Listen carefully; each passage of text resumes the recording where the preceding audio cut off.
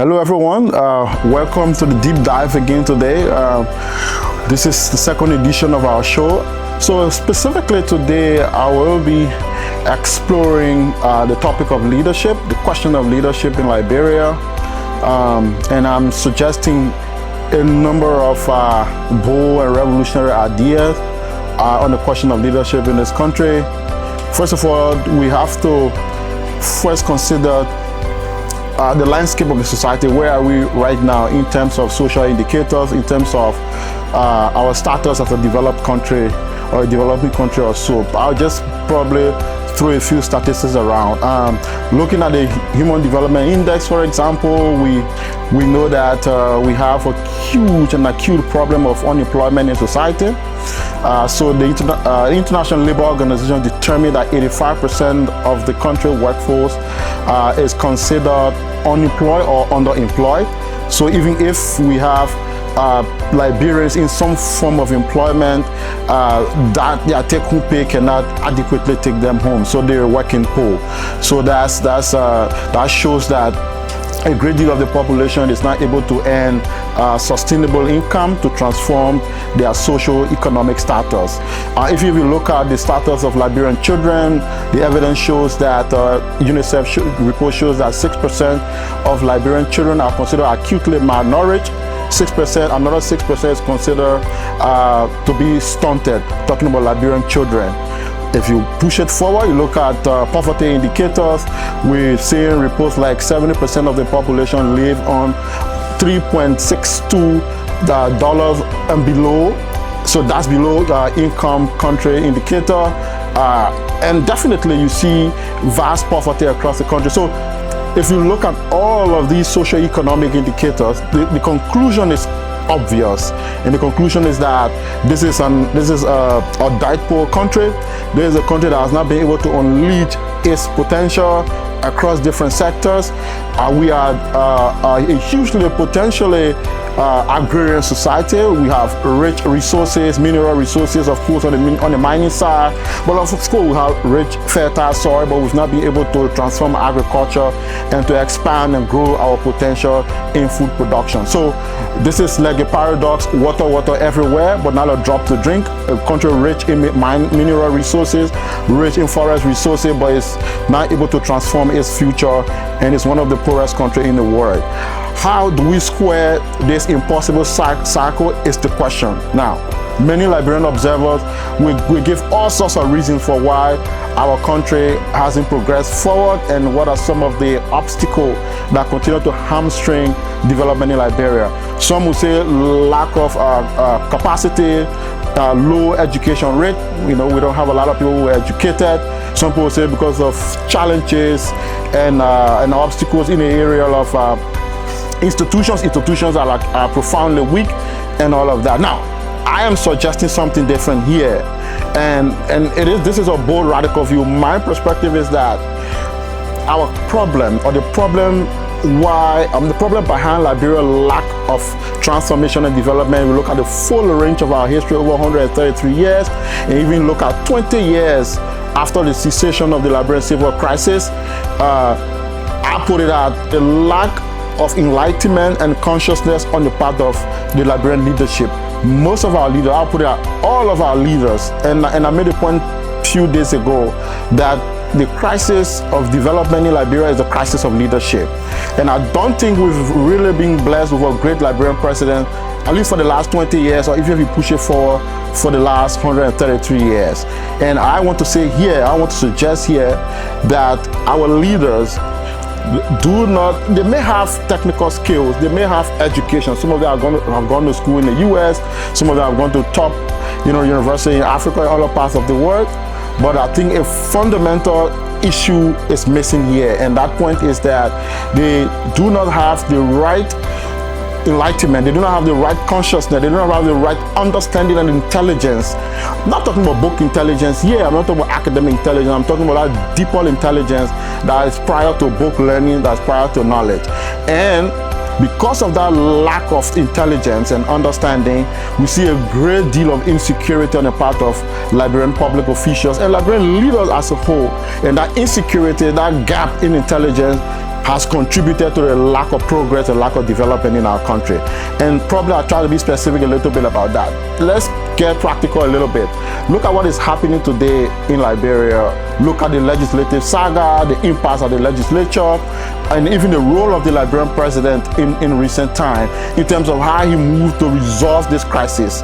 You know, we see that the ability of the Liberian president, for example, to resolve this matter or to play a credible leadership role in terms that will lead to the resolution of the impasse at the legislature is basically viewed to the failure of the Liberian president to transcend, you know, narrow political lineages, narrow political cleavages, and of course his ability to see the broader picture beyond the narrow, limited confines of political parties. So for example, why is the Liberian president or the Unity Party, for example, insecure with a Speaker Kufuor speakership, for example? You know, what is the source of that insecurity? It is not because they don't have a technical understanding to resolve the matter, or they don't know all of the issues that need to be tackled and resolved to put the impasse to an end. No. But I think, you know, a certain question is being asked. Well, if we allow Mr. X to remain as speaker, that will undermine our political advantage, the advantage of the Unity Party moving forward 2029.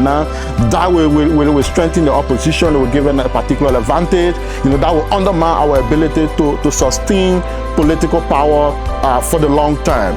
Now, you can just see that all of those different reasons are inherently limited perspective. The limit, you know, that kind of limitation, you know, is cast on the national level, and therefore that insecurity, that level of limitation, that kind of blind perspective undermine the ability of the presidency to resolve an issue that I think is not even an issue. So you can just see that it is not the lack of technical understanding, it is not the lack of legal understanding, it is not the lack of, for example, know-how to resolve the matter. You can see that the presence of insecurity, you know, the drives by the political administration, you know, to maintain and foster and continue the domination of political power is standing in the way of resolving a simple matter that is threatening the peace and tranquility of the society.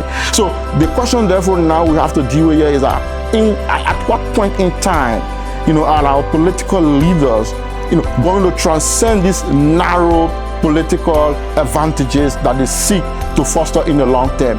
Imagine if the president were to say, for example, I mean, who cares, you know, whether Mr. X is from this political party or not? It's irrelevant, you know. I have no insecurity. I believe that I can work with everyone beyond and above all different sides of the Liberian political spectrum. You know, we can work together. I believe that we have a broader agenda that we can foster, and therefore I'm not going to allow, you know, limited parochial political interest to override that general interest of the society. Imagine if that kind of enlightenment was to be present in, you know, in the Liberian political discourse. You know, that will fundamentally transform the outlook of politics and public life in our country. But that is not present because, you know, this party and that other party, you know, we need to get advantage in the future. And this is not only particular, for example, to the leadership of the Unity Party. We saw that on a previous political administration in this country. So the question is, the problem does not lie, and I suggest that does not lie in the depth of technical understanding. The question lies in the ability of the political leaders, and leaders across all, not only the president, but in the public sector. And we see some of these tendencies also manifested even among friends. You know, how people are insecure, how people feel limited, and therefore, you know, the ego, the insecurity tend to undermine, you know, their ability to foster genuine friendship and leadership.